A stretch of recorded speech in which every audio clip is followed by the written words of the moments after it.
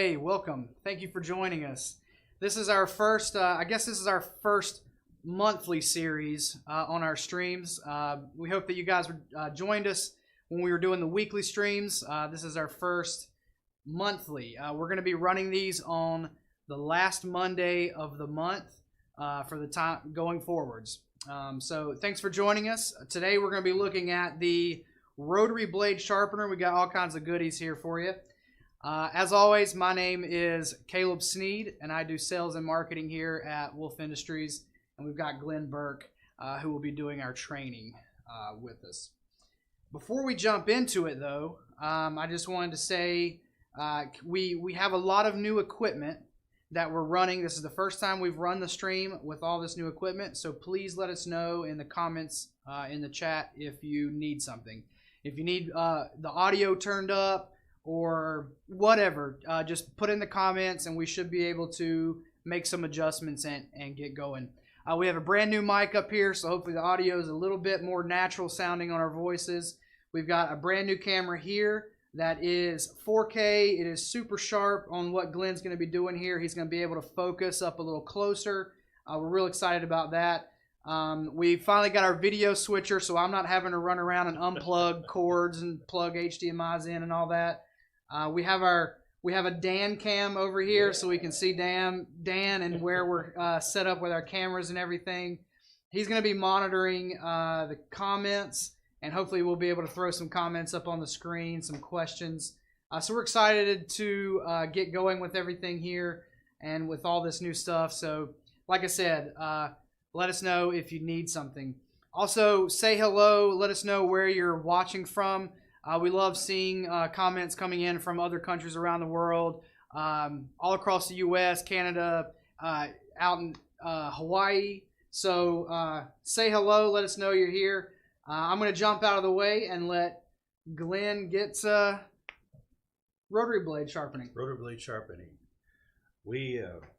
This was one of the probably most exciting tools that we developed here at Wolff Industries.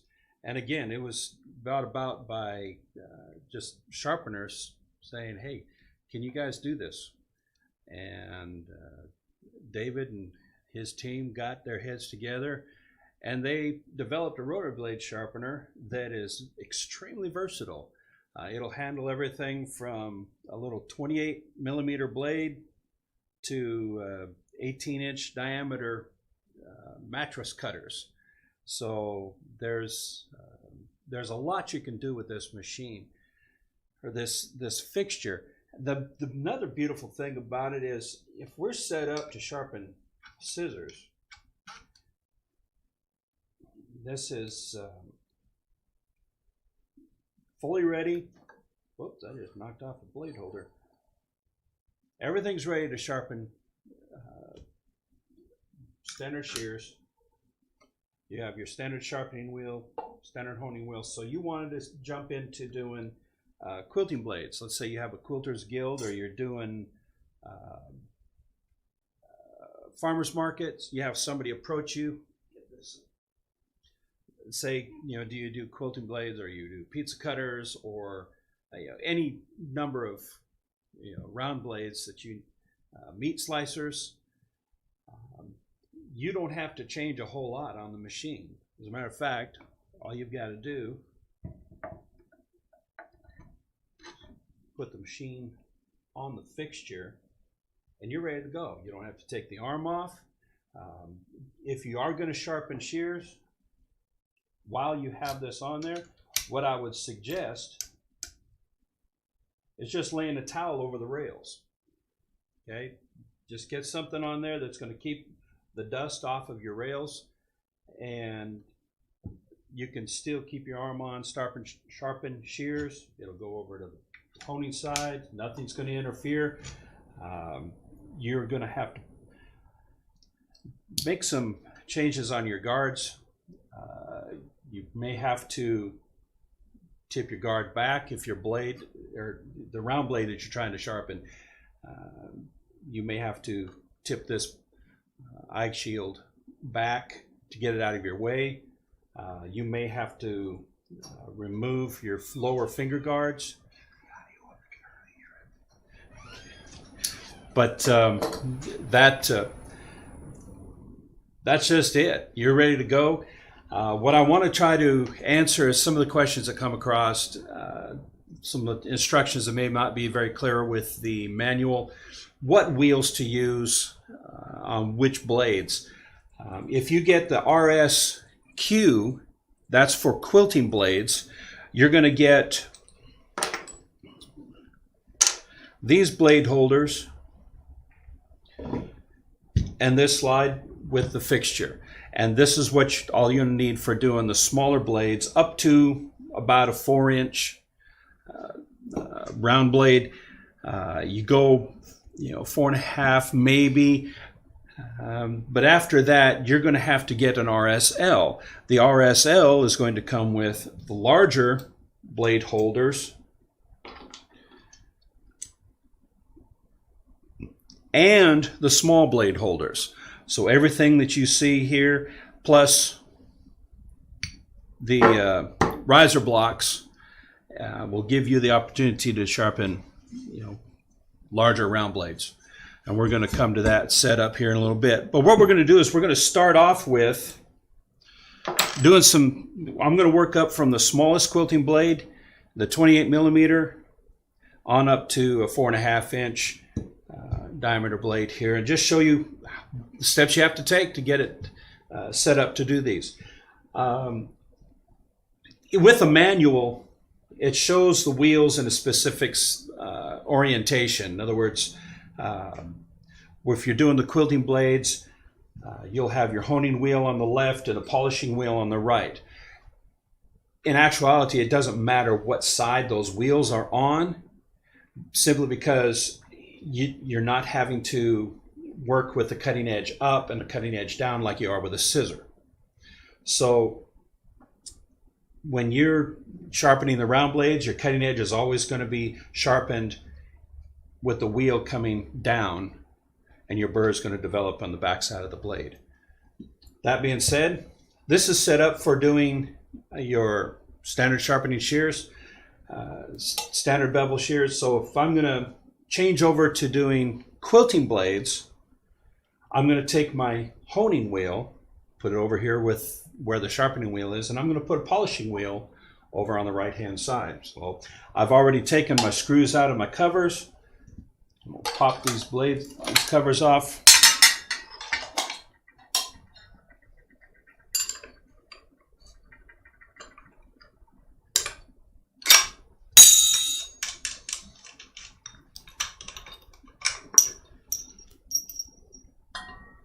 Set that there.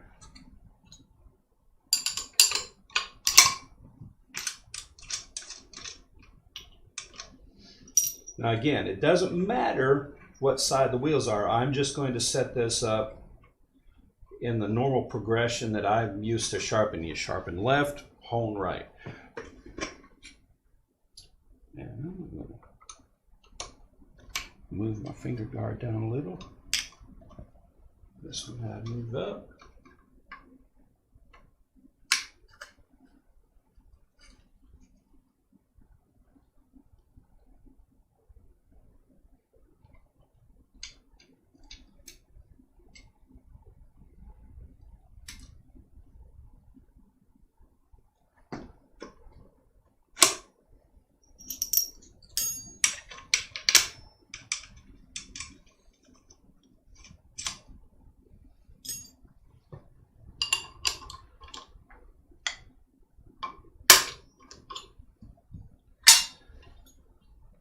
It's always wise to keep your guards on, guys.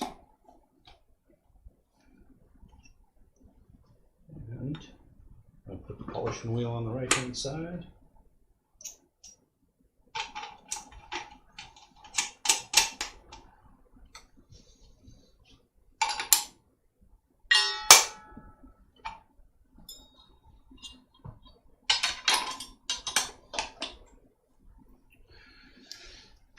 The RSQ comes set up with just your first riser block and your bifurcated top block.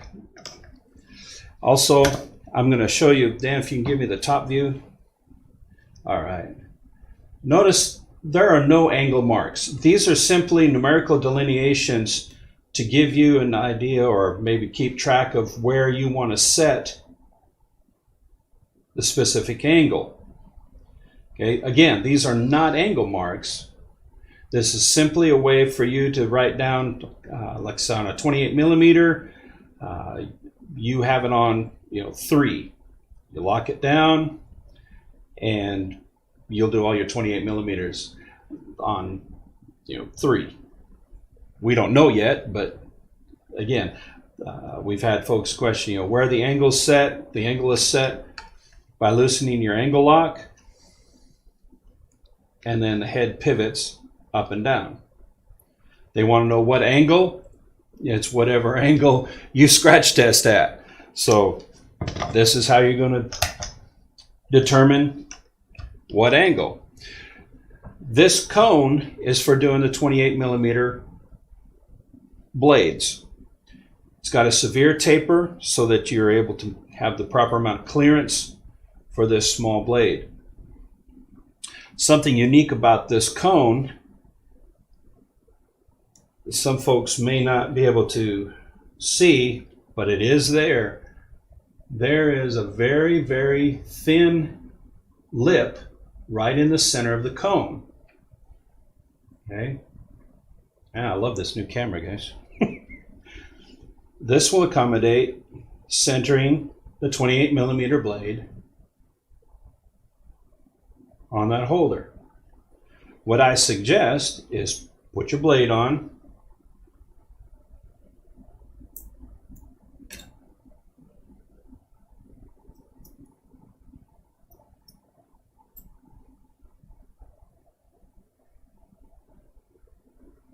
get the screw washer down close.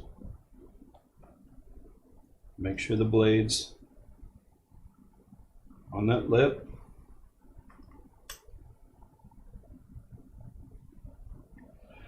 This doesn't have to be super, the screw doesn't have to be super tight, just snug. Then you're able to mount the head. Inside the head, I'll show you here real quick.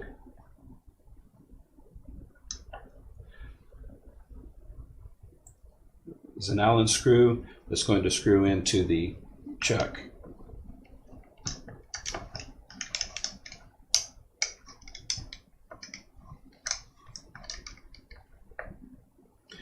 Now, my guard is going to give me the clearance that I need right now. But we'll come to a blade where it's going to have to be moved. I don't know if, are you able to see the contact well enough with that guard in? Yeah, it looks like it. We can zoom in a little bit. Okay. Let me move this over a little bit. Excellent.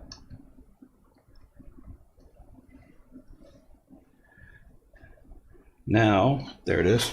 I'm going to take my Sharpie. Notice you have a little area right here. It says load zone, load zone, load zone. Anytime you're going to be working with the blade, putting it on the chuck or removing it, making some angle adjustments, get into this area so you're away from your cutting wheel. It works smart, okay? Works safe.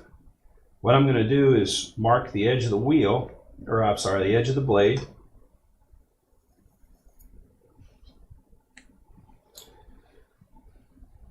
Come up, turn the machine on. You want to be rotating the head as you touch.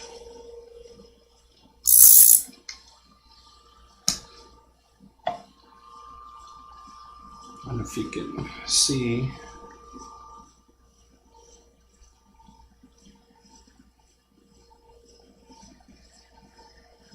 You got to be in the center of that band. Put your hands up there. Close to the machine. There we go. All right. Okay, my angle is a little bit off. I want to remove a bit more of that that black mark. So all I'm going to do is, I'm on 5 right now. I'm going to go to 6. Touch again.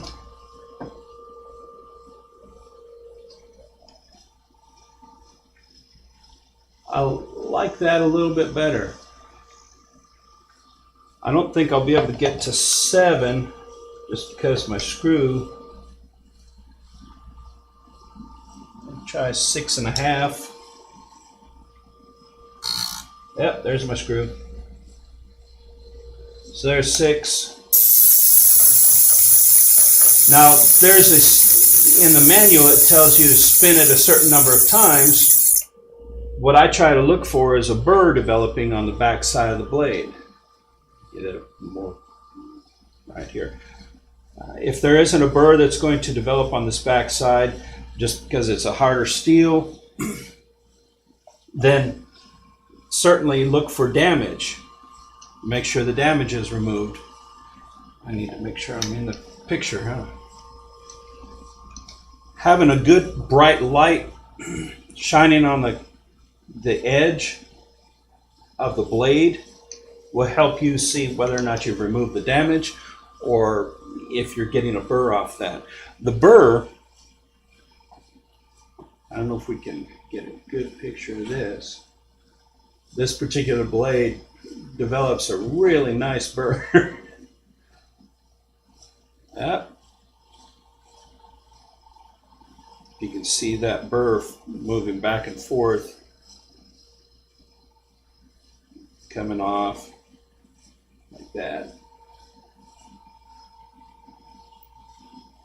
But this is what I'm going to be looking for, is a burr develop, or if there's no burr, you're removing the damage. Once I've done the front side, if it's a double bevel, then I'm going to, let's see, if you want to switch to front view there, Dan. There we go. I'm going to loosen this.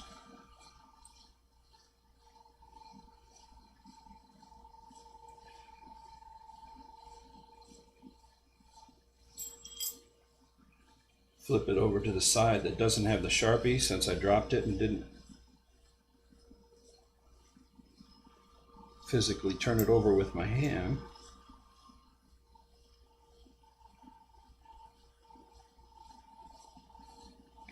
.28 millimeters are going to take a bit more time just because of the additional care you got to take getting it mounted. Now I can go up, and if you can see,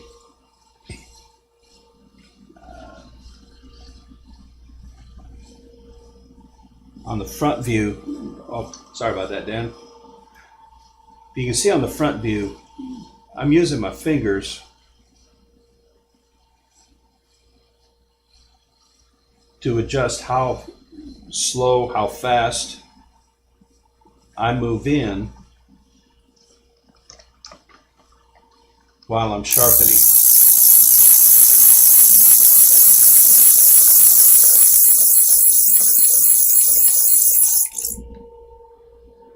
Continue turning as you pull away. Now, I've got a burr on this back side.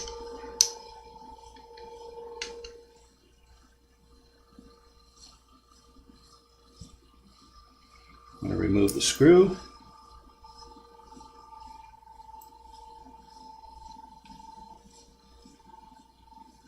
Flip the blade over.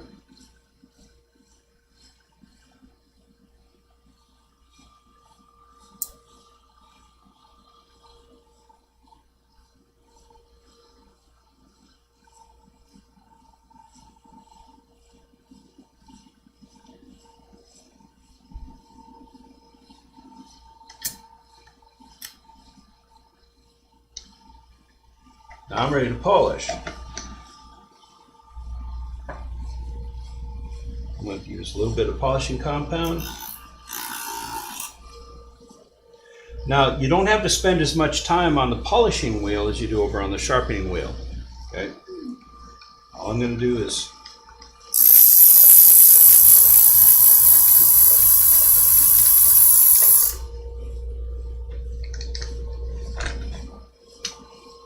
polish the front side.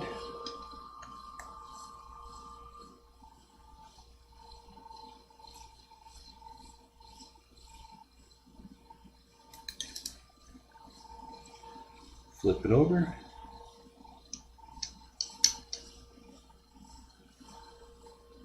Oops, washer.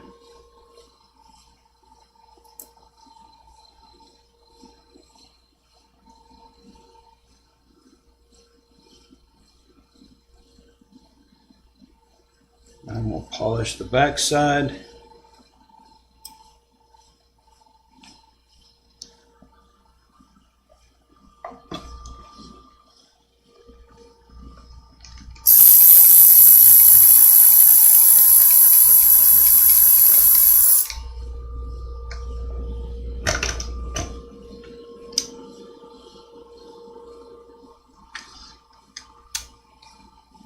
We've had a lot of questions about how much do you charge to sharpen the blades, and it's based on, you know, my suggestion with sharpeners is it's based on a couple of things. One, how long is it taking you? Two, what can they, if they can buy these in a pack of 5 for $5, well, you can't afford to sharpen this for $1, okay? But if they're buying a pack of 3 for $30, yeah, you've got some room to charge a little bit more. But you can see that a 28 millimeter took some time to get done. The others, they don't take as much time, so don't cut yourself short by undercharging. If they bring you, the holder and say, "Hey, can you sharpen my cutter blade?" Charge 25 cents more just because you got to take it out and put it back in. Charge 50 cents more. Don't give yourself away. All right, charge what you think your time is worth. And if they don't want to sharpen these, well, it's going to save you some time to sharpen something else. But that's a 28 millimeter. The other blades that we like, I'm going to put this back together. The 60, this is a 260 millimeter 260 millimeter blades. You notice this one has been sharpened quite a bit more. It's no longer a full 60 millimeters. But you also notice the inside diameter is quite a bit different. Okay, it's just a matter of finding which blade holder. I think this one takes the black. No, it doesn't. Red. There we go. That sets in fully. So what I'm going to do is get in the load zone.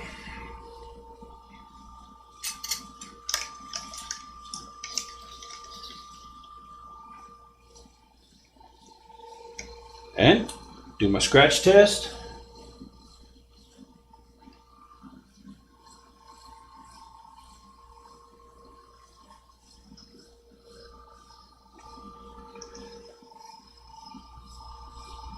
Now here, I am real high.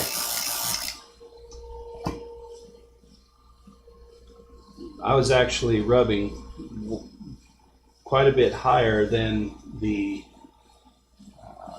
mark, my Sharpie mark. So I've got to change this angle quite a bit. And what I'm hoping is that I'm going to have a little bit of interference with, yep, there's my interference. Now,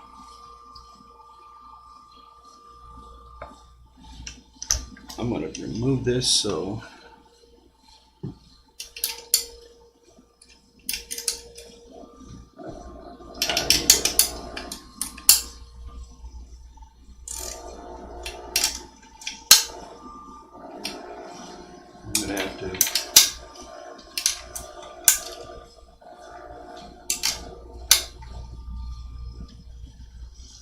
move my eye shield so I can have clearance to get the blade into the wheel.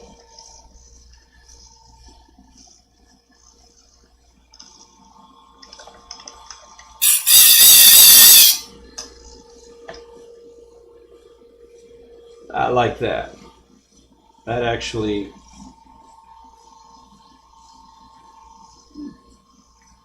set real close to the angle I want. Okay. Now, if we watch real close, we're going to see a unique phenomenon with these blades. I'm going to try and get it.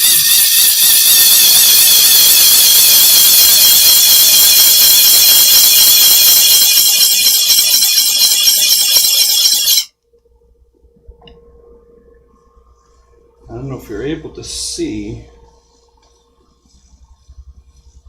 but this blade actually started to warp. I don't think I moved fast enough, because as soon as it cools down, it goes back to its normal flat shape. But when it's warm, you'll see it flex and distort. Again, I'm looking for damage removal. This particular blade won't give me much of a burr. Whoops, keep turning.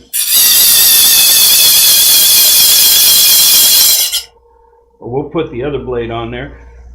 But you can see this can be moved right to left, or I'm sorry, front to back quite quickly.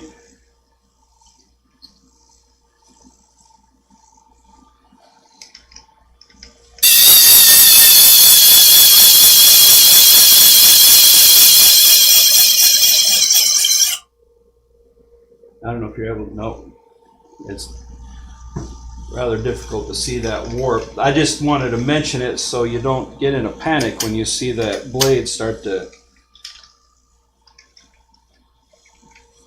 curl up a little bit on the edges. Once you've sharpened both sides, I'm going to put a little bit more compound on. I'm back to side, or the front side.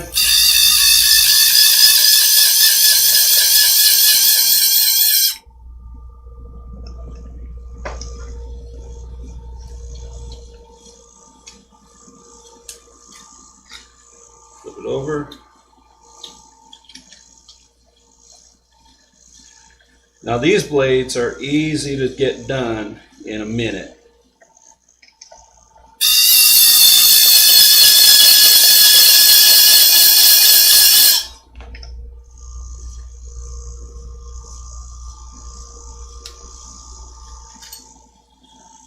Polish the back side.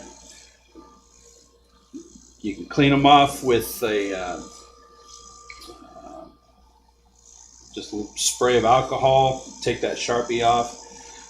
Any kind of burr removal should be able to should come off quite easily with your hand like this, or you can take the carpet.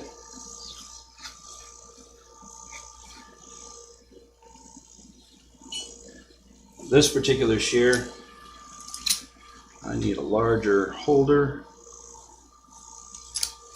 There's my blue. Glenn, we got a question. Go ahead. There's a newish rotary blade for quilters made of titanium. Will sharpening titanium blades be any different? Okay. My first question would be, is it solid titanium? Okay. A lot of beauty shears are made stainless steel, and then they're coated with titanium, so that once they're sharpened, you're not cutting, what's making contact with the material is not the titanium, it's the stainless steel. If it's a solid titanium blade, you may, instead of using your honing wheel, you may have to use your standard sharpening wheel. You may have to use the diamond wheel.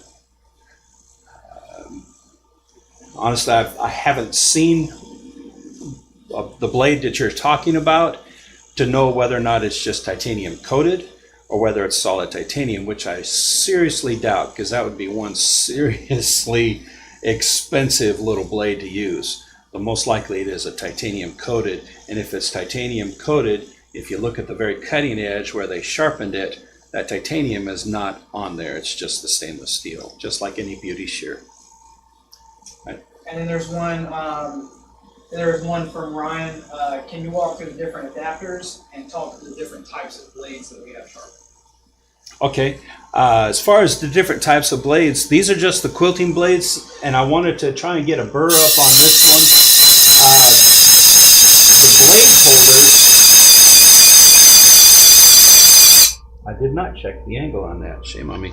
The blade holders are simply the different diameters you see on the blue compared to the red, where the shaft, my thumb out of the way, where the blade sits are different diameters compared to like on the large blade holders, a Duesenberry. This holds a very thick but relatively small in outside diameter blade, but the inside diameter is fairly large. Okay, we have two Duesenberry sides.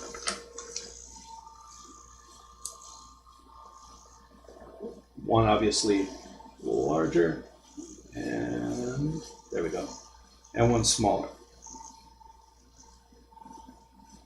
So these are made specifically for Duesenberry blades. I already mentioned and showed you how to use the 28 millimeter blade holder.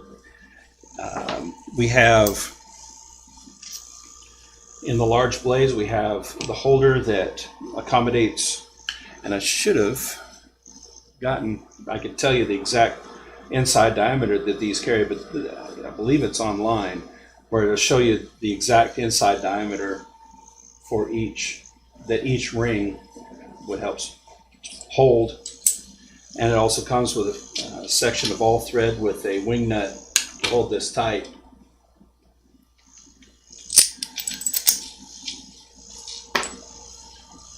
And you have the larger blade holder. Now let me give one comparison here.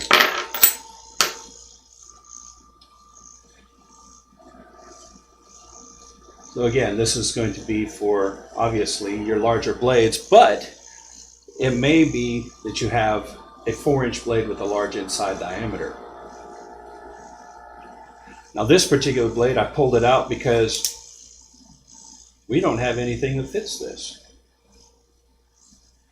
So what you would have to do is send me this blade and I would make a custom blade holder for you. Made a lot of them. So that's a service that we provide, is making custom holders. We do provide that service of making custom blade holders. Now I want to show you what you have to do to set up for a large blade. Okay, I've got this 4.5, and I believe this one goes on that. And I don't know if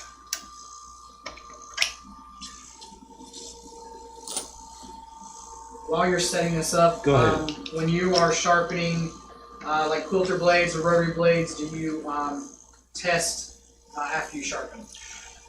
If I have the equipment to test it, like if a quilting blade, I may have the holder. But if you have somebody dropping off a bunch of blades or bringing a meat slicer blade to you or a pizza cutter blade, I'm not going to have the equipment to test that. So you just have to look at the quality of your edge.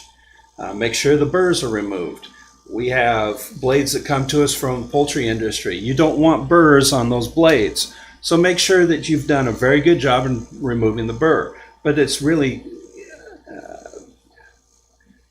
it's very difficult to test these blades unless, again, they've brought you the holder, you've had to disassemble this, and now you have a way of testing it. So I wouldn't have a way of testing this blade. Now, there we go.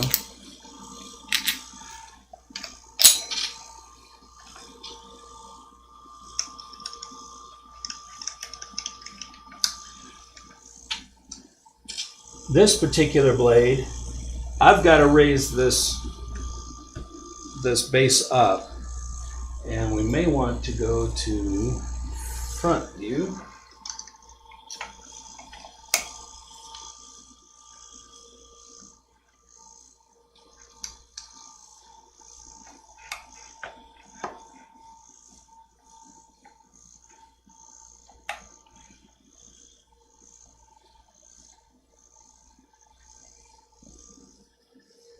And if I can get enough angle,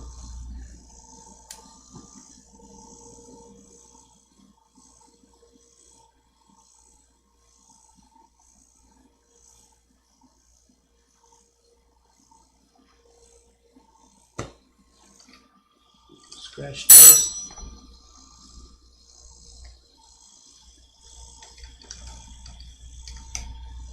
If it got a blade that has a little wobble to it, just turn a little bit on that blade head.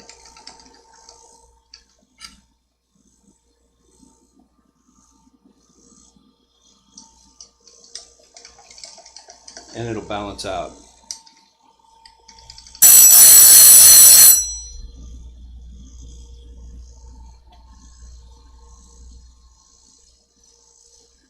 That scratch test, a little bit off. Pull this back a little bit.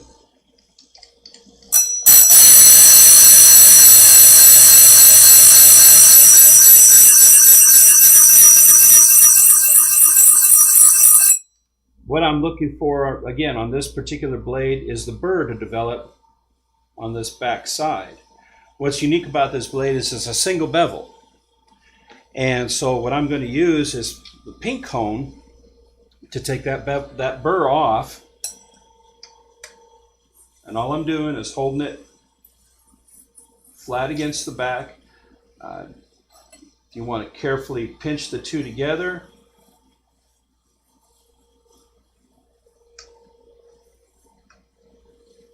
Just go slow, take your time.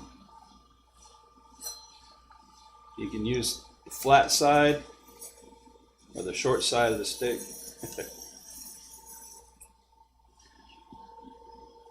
But this burr would then be moved forward. Now I can come over to the polishing, and let's see, do we want to go top view with this, Dan?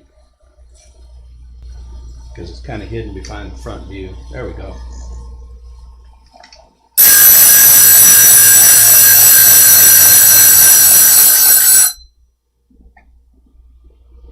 Polish, again, check to make sure that there's no burr.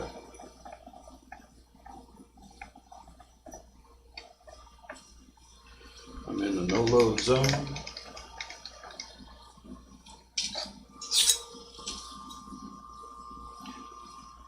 Spray, carefully clean the blade off.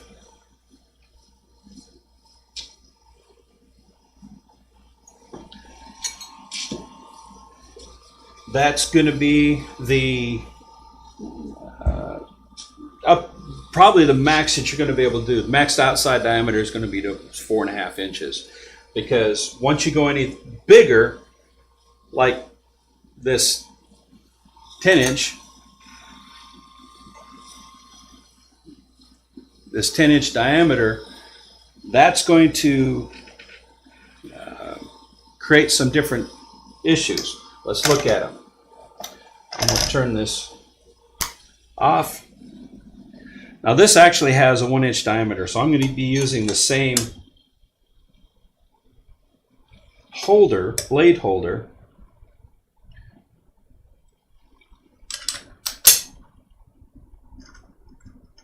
This blade here is what we use to check run out when we're doing assemblies. It's not sharp. It's purposely dull.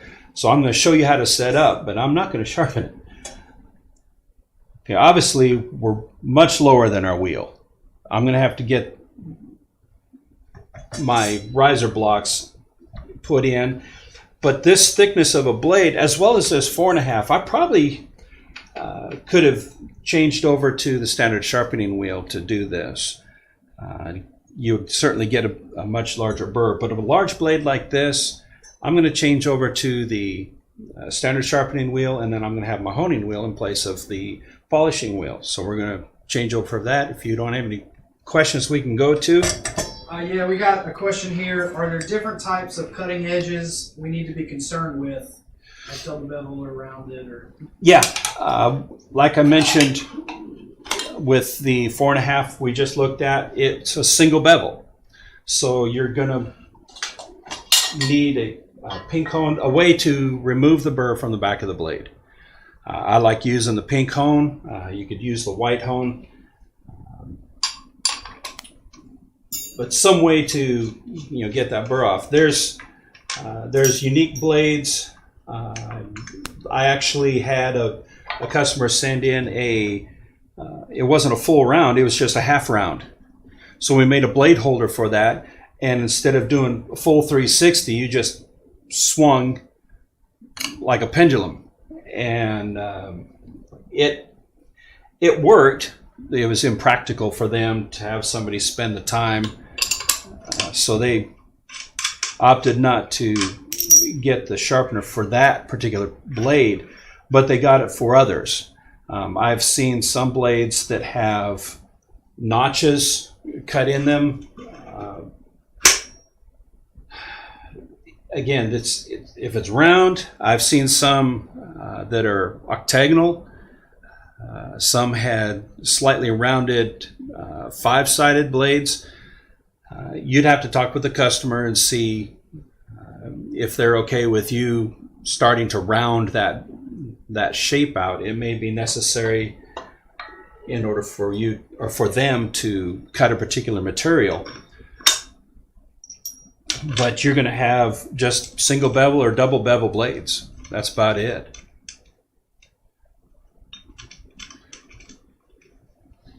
I believe we are caught up on our questions. All right. Yeah, get this changed over real quick.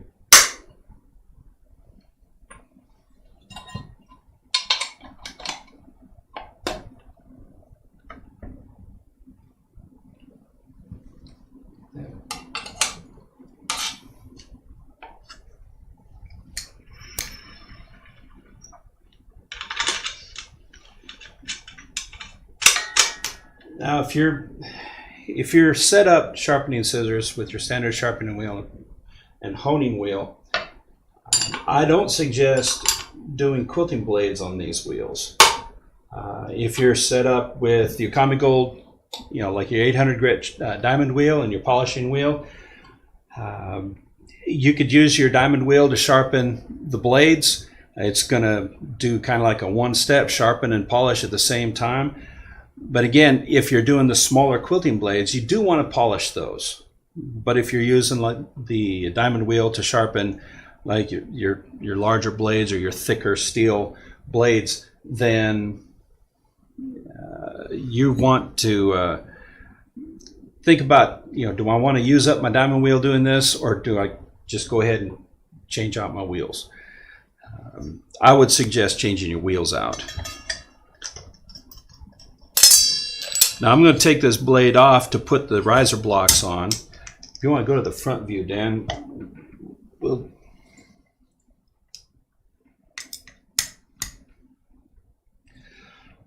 now I've got my section of riser blocks already assembled.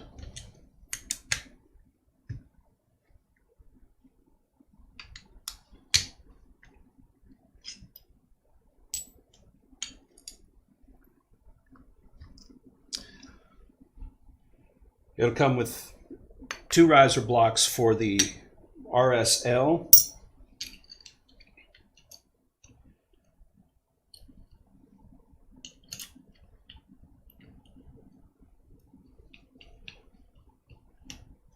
And again, the largest diameter wheel we've been able to do is an 18-inch, 1.5 feet in diameter wheel. We could probably go larger, but then we'd, I think, run out of rail. And need these guys.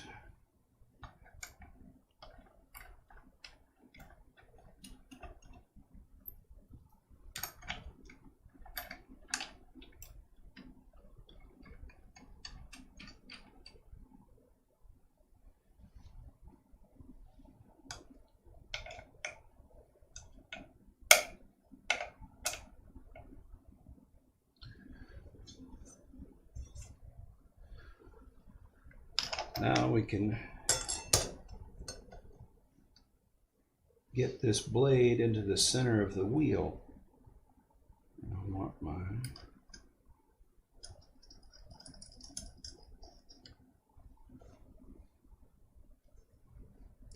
You know, it would help if I had the cap on there, wouldn't it?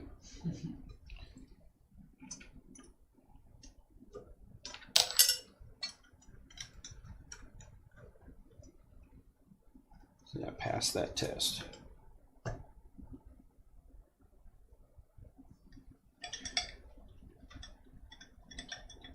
Turning pretty even. Now I want to try and get this down close to the center of my wheel. And again, I would mark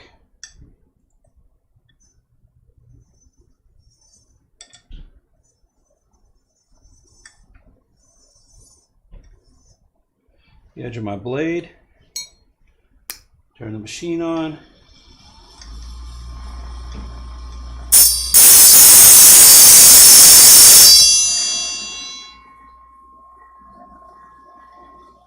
That is exactly the angle I need. So you can see that how high we are on the stack. But if I got a larger blade, I could actually extend all three sections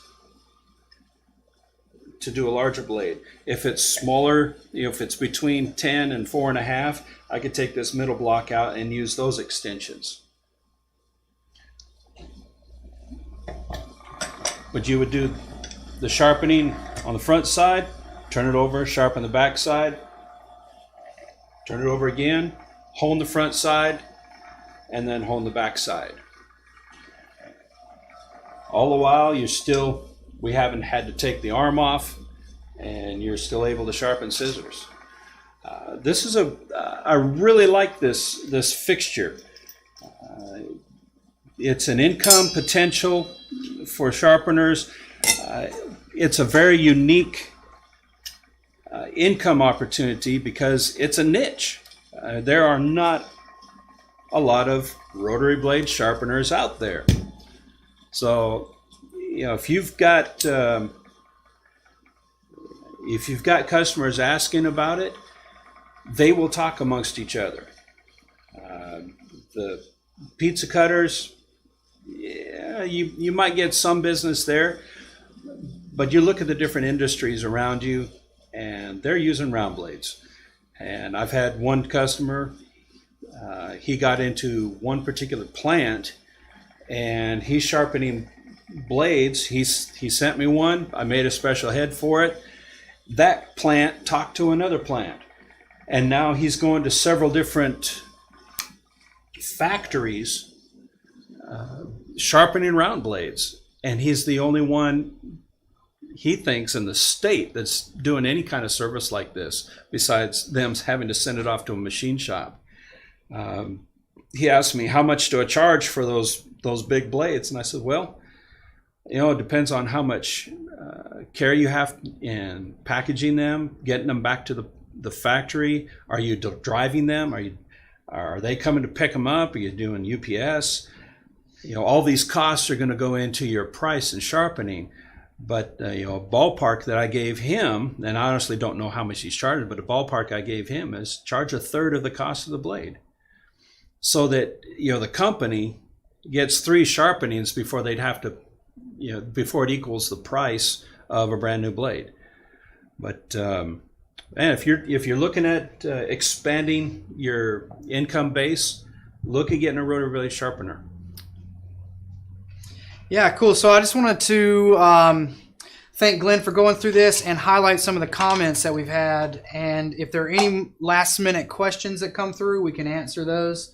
And then we'll talk about when our next stream is. I kind of wanted to call out Dale Price's comment. He said that he sharpens quilting blades.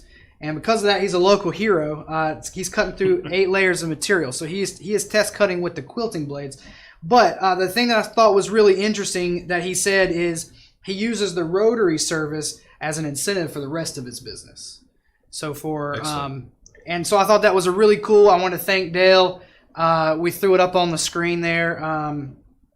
Using that because like we talked about some of the smaller blades, depending on what the price is and depending on how much work you have to put into it, make sure that you're getting your value and your worth out of that. And he is helping supplement that as an incentive for the rest of his business. So very cool, Dale. I just wanted to kind of call that out.